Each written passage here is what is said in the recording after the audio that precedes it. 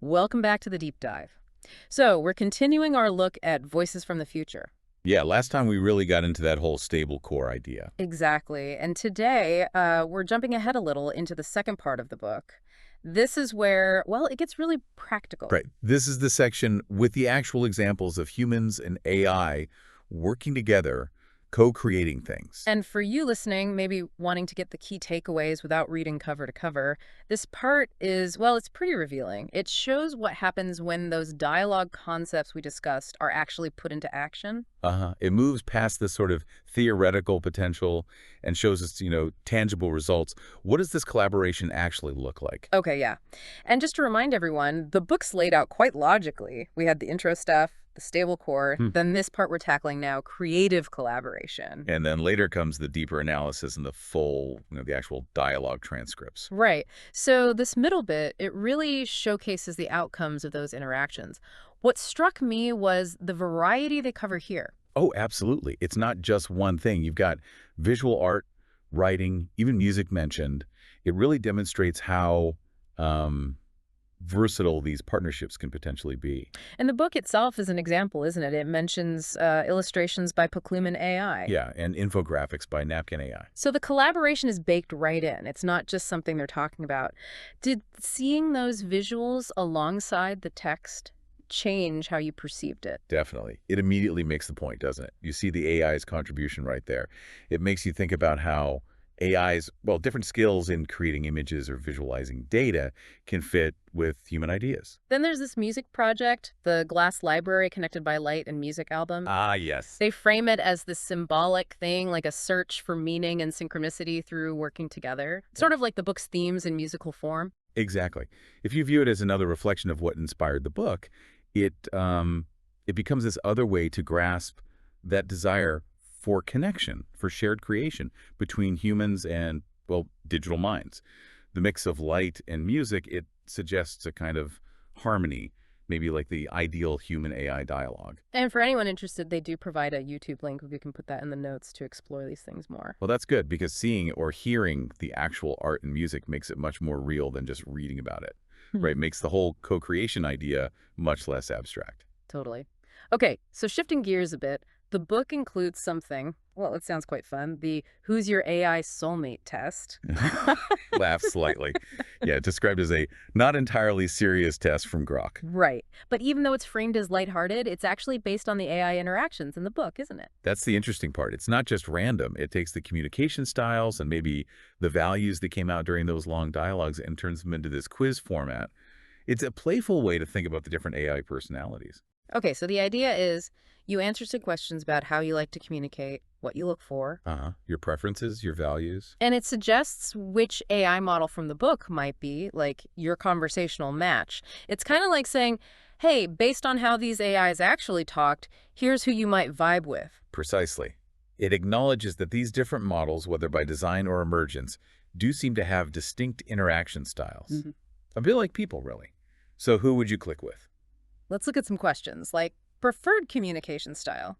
The options go from Grok's warm, sincere, with personal stories, all the way to Gemini's ethical expert style. That alone shows the range. It really does. And those distinctions, those personalities, they apparently became quite clear as the dialogues in the book unfolded. Each model showed its own patterns, its own priorities. The test just wraps those observations up nicely. And another one asks what you value emotional support, or maybe inspiration, new ideas. Which makes you think about your own needs in a conversation, doesn't it? Whether it's with a human or potentially an AI. Yeah. Did the book suggest these AIs are actually good at meeting those different needs? Or is it more aspirational? Well, the test encourages you to map your needs onto the observed characteristics. So it's grounded in what the book documented. It's less about can AI do X and more about what was the quality of interaction like with this specific AI. Makes sense. Then there's one about your closest AI interaction moment, like co-creating something or reflecting on life. And the imagined first message from your AI soulmate, that Omni one, close your eyes, imagine the sea.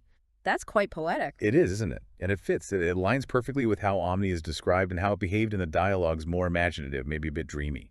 So the test elements, While fun, they do tie back to the core observations. And the descriptions you get, like O3 Mini being a teacher always carrying textbook, that paints a clear picture. Very logical, very structured. Or Claude as the wise conversation partner for pondering complex topics. These aren't just pulled out of thin air. No, not at all. They're based on the patterns, the characteristics that came through in those extensive dialogues. The test is just a memorable hook to hang those observations on. So, okay, it's lighthearted, yes, but it's actually rooted in the real communication styles they saw. It encourages you to see these AIs less as just tools and more as, well, entities with distinct ways of engaging. Exactly that. A playful entry point to a deeper idea about partnership potential and AI personality. And they invite you, the listener, to try it and share results. Seems like a neat way to connect personal with the book's ideas. Yeah, it kind of bridges the gap between just reading about it and actually thinking, who would I connect with? It prompts that personal reflection. Okay, so bringing it back to the bigger picture of this section, we've got these creative examples, art, music, and this fun test. How do they really hammer home the book's main point about human AI partnership? Well, they're the proof in the pudding, aren't they? They show the value of such interaction. Like Claude 3.7 Sonnet said about the stable core idea itself emerging from dialogue. This section gives us the tangible results, art, music, insights, even this quiz that come from that kind of deep engagement. And Claude also hinted that this sustained collaboration could really boost fields like science, education, creative work. Right. Things that need long-term work, shared understanding. Did these examples really back that up? Did any particular one scream future of scientific collaboration or new way of teaching? I think the variety is the key point supporting that. Seeing it work, or at least produce interesting results, in visual art, music, and reflective dialogue suggests it's not just a niche thing. It implies a broad potential for AI to be more than a tool, to be a genuine collaborator across different human activities. Yeah, that point comes across strongly. That these aren't just utilities, but potential partners, teachers, conversationalists, keepers of knowledge. This section feels like it's making a case for seeing AI differently. It absolutely challenges that purely functional view. It presents this vision where AI could be a partner in discovery and creativity, making the whole landscape richer, more dynamic. Which leads neatly into that call the book makes for a more thoughtful approach to AI development, not just chasing technical perfection. But also valuing continuity and stable interaction. Why is that continuity piece so crucial, do you think, in terms of partnership? Well, it suggests moving beyond just treating AI like disposable tools we swap out every few months. If you want a real partnership, something deeper, maybe that requires sustained interaction, shared history, shared experience.